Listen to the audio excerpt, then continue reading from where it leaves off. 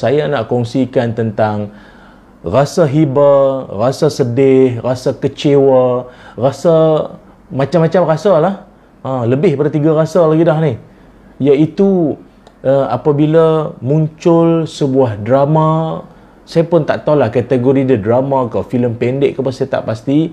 Tapi sangat-sangat bagi saya lah, sangat tak patut, ataupun sebuah tayangan sama ada drama ataupun filem sekalipun yang sangat tak patut ditayangkan di Malaysia, sebuah negara yang agama rasminya Islam, yang majoritinya adalah umat Islam. Sangat tak patut. Dan lebih menyayat hatinya lagi pula, pelakon-pelakonnya pula yang melakonkan watak yang membawa skrip tu pula adalah orang Islam.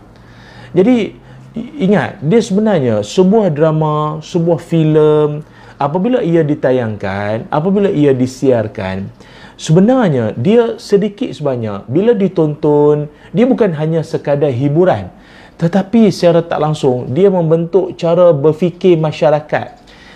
Dia dalam masa yang sama, dia memaparkan kisah, drama, filem semua tu.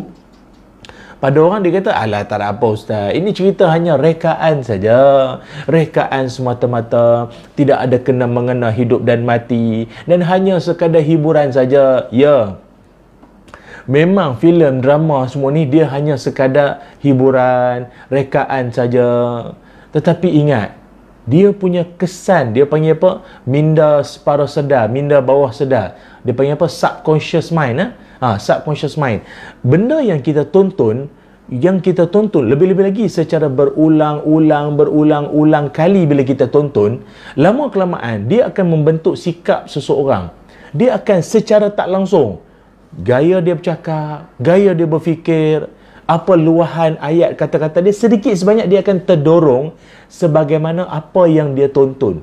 Kalau filem atau drama itu adalah suatu yang menayangkan sifat-sifat akhlak yang baik, contoh tauladan yang baik, kepribadian yang baik, maka bila dia ditonton diulang-ulang, dia tak mustahil tau, dia akan membentuk minda separa sedar, subconscious mind yang baik.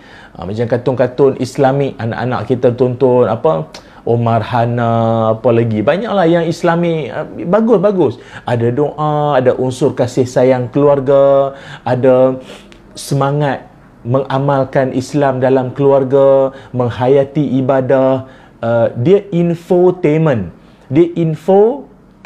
Dalam ilmu konten dia, tapi dia ada tainment, maknanya entertainment, dia ada hiburan. Macam tu bagus . Tapi saya pelik sangatlah, pasal apa jadi macam tu kan.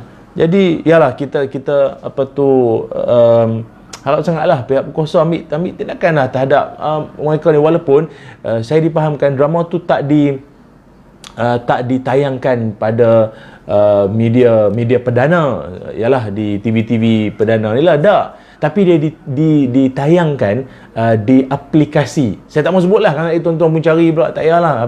Habis cakap ni sudahlah, biar saya beritahu sudahlah apa yang saya dapat maklumat ni. Kalau tuan-tuan pun tahu juga, itulah dia.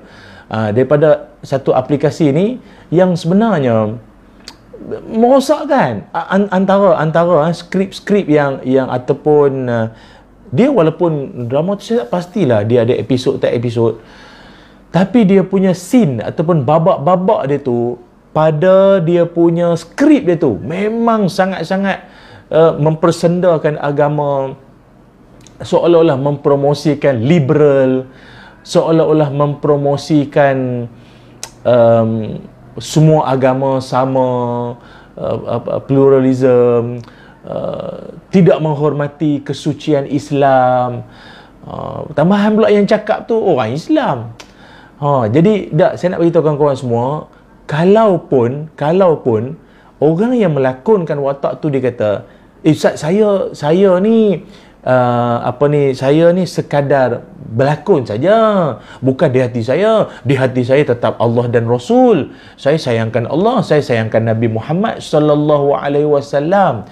Saya tak ada apa tu terlintah nak mempersendakan agama. Saya sekadar baca skripnya, tak. Dalam agama ada setengah benda boleh kita kata gurau. Boleh benda yang kita katakan secara tak sengaja, ter-ter ke apa. Tapi kalau benda ini benda yang membabitkan akidah, jangan buat main. Jangan buat main. Jangan kita hanya sekadar kita kata, oh tak tahu, sorry lah, saya pun baca aja skrip dia orang dah tulis, saya baca ya. Tak boleh. Benda kita boleh buat pilihan, ikhtiar kita kan. Kita nak memilih ataupun tidak. Pilih untuk tidak lah. Janganlah terlibat macam dulu kan, ada iklan mempromosikan arak dalam musim-musim Ramadan pula tu. Wallahu a'lam lah, saya pun tak pastilah pasal apa bila kita dekat-dekat nak menjelang dengan Ramadan ni, banyak sangat kan serangan-serangan. Dia kalau istilah yang tuan-tuan pernah dengar, kita panggil ghuzwatul fikri. Perang saraf, serangan ni lah dari sudut pemikiran. Serangan dari sudut pemikiran. Ya, kalau dulu dunia berhadapan dengan serangan-serangan persenjataan, tapi senjata di akhir zaman ini dia bersifat media. Dia bersifat media. Jadi kalau kita sendiri orang Islam, kita sendiri tak mendepani, kita tidak kuat dan kita tidak kukuh kita punya pendirian kita, akidah kita, rosak lah. Lepas tu ada satu lagi scene tu, seorang ayah dia boleh cakap dengan anak dia. Ada satu scene tu, ayah cakap dengan anak dia, dia kata lebih kurang ayat dia, kalau engkau dah satu hari nanti, yalah ayah tu Islam, anak tu pun Islam, adalah scene semayang ada, yalah kita nampak dia orang Islam semayang kan, solat. Lepas tu boleh pula si ayah tu kata, cakap dengan penuh nada orang nak bernasihat anak lah kan. Boleh kata satu hari kalau jumpa agama yang lebih baik daripada Islam ke apa, macam tu lah lebih kurang. Go ahead lah, pergilah. La ilaha illallah, apa benda cakap ni? Kita orang tua-tua dulu ajarkan pada kita ni, anak-anak generasi cucu keturunan ni semua, engkau pergi mana pun kau jangan lupa semayang. Engkau pergilah merantau lah, engkau pergi musafir lah, kau duduk menetap lah mana negara sekalipun, mana seberang laut ke, dalam laut ke, kau mana kau duduk sekalipun, kau jangan lupa solat, kau jangan lupa mak bapak, kau jangan lupa agama, kau jangan lupa ajaran Islam, Quran jangan tinggal. Tengok orang tua-tua lu pesan la ilaha illallah. Saya dulu, mak ayah saya pun nak sambung belajar, pergi ke Mesir dulu pun, mak ayah pesan, jangan lupa semayang, jangan lupa Quran, jangan lupa jaga ni perangai, adab semua, jangan lupa masjid, jangan lupa, jangan tak pergi masjid semayang berjemaah, telefon mak ayah jangan lupa. Padahal saya nak pergi Mesir belajar Universiti Al-Azhar Mesir. Banyak ustaz-ustaz kita pun dulu belajar. Tak maknanya bukannya pergi universiti yang bukanlah orientasi agama ni kan, tapi nak pergi belajar Mesir pun mak ayah pesan pasal anak dia merantau duduk luar negara ni, jauh dengan mak bapak semua. Ya Allah, seorang ayah boleh tak tunjuk contoh, bagi nasihat yang paling terbaik pada anak tu? Nasihat jaga semayang, nasihat pilih jodoh yang terbaik, jangan mudah terpesona dengan dunia, jangan terpengaruh dengan kawan yang pelik-pelik. Kan bagus macam tu. Apa benda pula? Ni tu saya kata, dia seolah nak mempromosikan fahaman-fahaman yang pelik-pelik tadi tu, merosakkan akidah. Inna dina indallahil Islam. Sesungguhnya agama di sisi Allah itu adalah agama Islam. Tu. Saya sedih betul lah. Pasal apa boleh keluar cerita-cerita macam tu lah. Macam mana boleh keluar cerita-cerita macam tu yang ditonton orang, walaupun apa jua alasan, kalaupun dia kata itu hanya sekadar lakonan, itu saya sekadar mengikut sikit, tak boleh. Kita orang Islam, kita ada prinsip kita ada pegangan kita. Kalau tuan-tuan semua maklum, saya sendiri jadi duta produk, saya jadi penasihat, saya jadi yalah banyak mempromosikan produk-produk kan. Saya terlebih dahulu saya akan minta skrip dulu.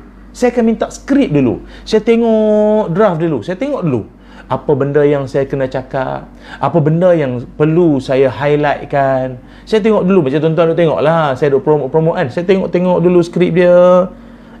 Ada satu ayat ni saya rasa tak sesuai.